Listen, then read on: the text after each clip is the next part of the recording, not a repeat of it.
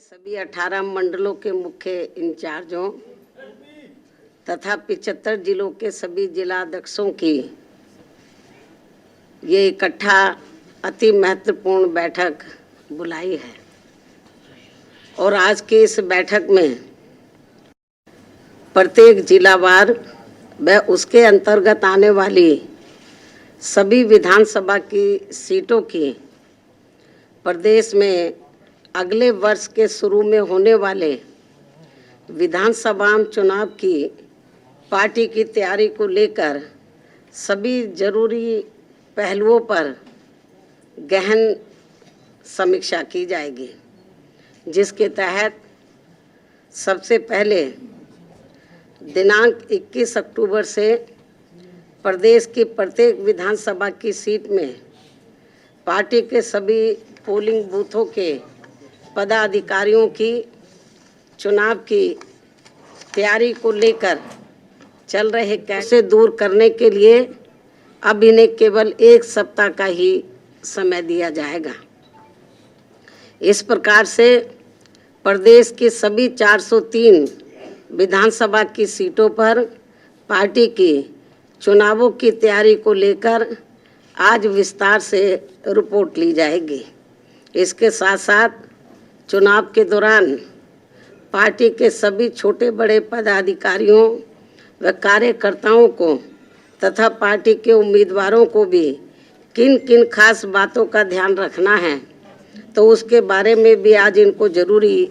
जानकारी दी जाएगी। इसके अलावा पार्टी की कामयाबी के लिए अन्य और भी जरूरी दिशा निर्देश दिए जाएंगे। इस संदर्भ में खासकर विरोधी पार्टियां किस्म किस्म के साम दाम दंड भेद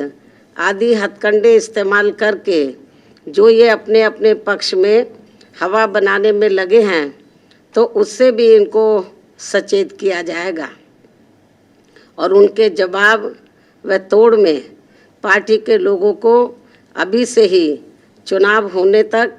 क्या क्या जरूरी कदम उठाते रहना है, तो उसके बारे में भी आज इनको काफ़ी कुछ विस्तार से जानकारी दी जाएगी। इसके साथ ही बीजेपी, सपा व अन्य विरोधी पार्टियां भी अपनी अपनी कमियों पर पर्दा डालने के लिए जो ये इस चुनाव को हिंदू मुस्लिम रंग देने में पूरे जी जान से लगी हैं, तो उससे भी पार्टी के लोगों को शहर शहर व गांव गांव में जाकर अभी से ही सावधान करने का भी कार्य शुरू कर देना है।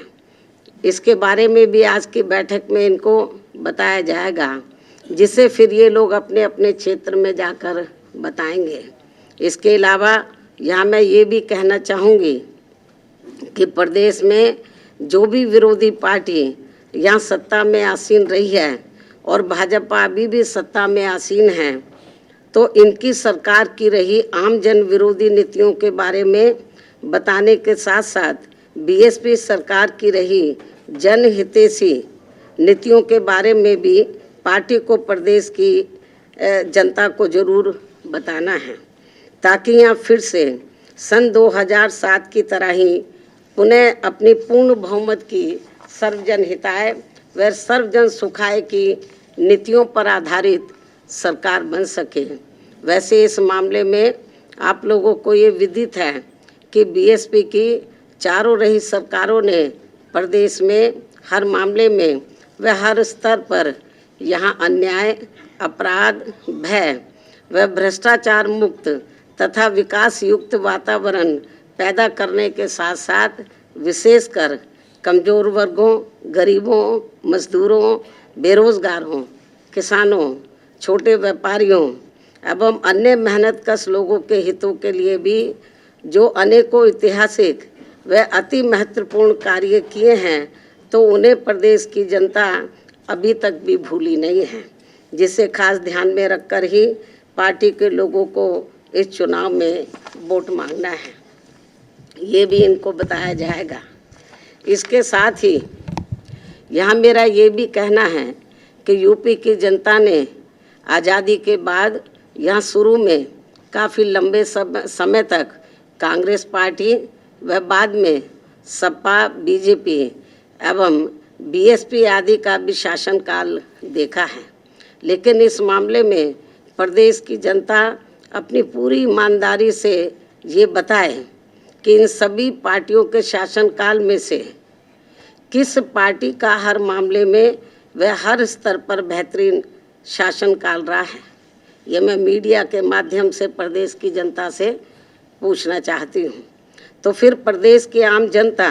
एवं दबी जुबान में विरोधी पार्टियों के लोग भी यही कहेंगे कि बीएसपी का ही बेहतरीन शासनकाल रहा है। इसलिए प्रदेश की जनता को अब मेरा यही कहना है कि उन्हें अपने हित व कल्याण को ध्यान में रखकर वह इस चुनाव में किसी भी भावना में न बहकर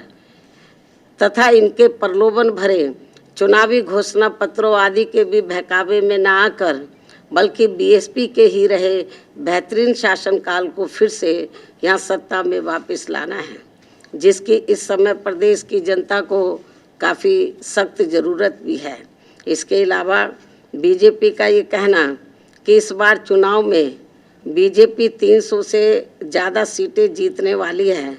तो इसमें अभी कोई ज़्यादा दम हमें नज़र नहीं आता है, वरना फिर ये पार्टी चुनाव होने से कुछ समय पहले यहाँ आए दिन ताबड़तोड़ असंख्य घोषणाएं, शिलान्यास एवं अधकच्चे कार्यों के उद्घाटन व लोकार्पण आदि नहीं करती। साथ ही ये पार्टी अपने केंद्रीय नेताओं व केंद्र सरकार के वरिष्ठ मंत्रियों को भी अब यहाँ थोक में नहीं भेजती। इनके साथ साथ यूपी सरकार के मुख्यमंत्री एवं मंत्रियों व पार्टी के वरिष्ठ नेताओं को भी एक एक जिले में फिर कई बार नहीं जाना पड़ता तथा ना ही इनको चुनाव घोषित होने से कुछ समय पहले यहाँ प्रदेश की जनता को व छात्रों आदि को भी किस्म किस्म के लालच आदि नहीं देने पड़ते। यदि यही स्थिति हमें काफ़ी कुछ सपा व अन्य विरोधी पार्टियों की भी देखने के लिए मिल रही है, लेकिन ये सब प्रदेश की जनता काफ़ी अच्छी तरह से समझ रही है। इसलिए मुझे पूरा भरोसा है कि यूपी की जनता अब इनके किसी भी प्रलोभन व हथकंडे आदि के बहकावे में आसानी से आने वाली नहीं है, बल्कि इस बार बीएसपी ही जरूर सत्ता में आने वाली है। और इसका मुझे अपने ज़मीन से जुड़े कार्यकर्ताओं व छोटे बड़े पदाधिकारियों आदि पर पूरा भरोसा भी है, जो मेरे दिशा निर्देशन में अपने अपने क्षेत्र की प्रत्येक विधानसभा में उसके सभी पोलिंग बूथों के क्षेत्र में वहाँ के लोगों को हर मामले में चुनावी तौर पर जागरूक करने में लगे हैं। उत्तर प्रदेश चुनाव के मद्देनज़र बसपा ने भी कमर कस ली है। बहुजन समाज पार्टी की राष्ट्रीय अध्यक्ष मायावती ने आज पार्टी कार्यालय पर कार्यकर्ताओं की बैठक ली, जहां पर 18 मंडल के मंडल अध्यक्षों व सभी जिला अध्यक्षों को बुलाया गया है। मीडिया को संबोधित करते हुए मायावती ने बताया कि सपा और भाजपा एक ही जैसे हैं। सपा और भाजपा मिलकर यूपी के चुनाव को हिंदू मुस्लिम का रंग देने में जुटे हुए हैं। मायावती ने बताया कि 4 बार के बसपा कार्यकाल में गरीब, मजदूर और मजलूमों के साथ बेहतर व्यवहार किया गया और उनके विकास के लिए हमेशा बसपा सरकार ने काम किया। खास बात यह रही कि फ़ोन टेपिंग के मामले पर मायावती ने कहा कि जो भी इस घटना में शामिल हैं या जो भी किसी का फ़ोन टेप कर रहे हैं, इसकी जांच होनी चाहिए। मायावती ने सभी विपक्षी दलों पर बारी बारी से निशाना साधा और अपने एजेंडों के बारे में अपने कार्यकर्ताओं और मीडिया से चर्चा की। उत्तर प्रदेश में बीएसपी कहीं न कहीं छुपा रुस्तम का रोल अदा कर सकती है।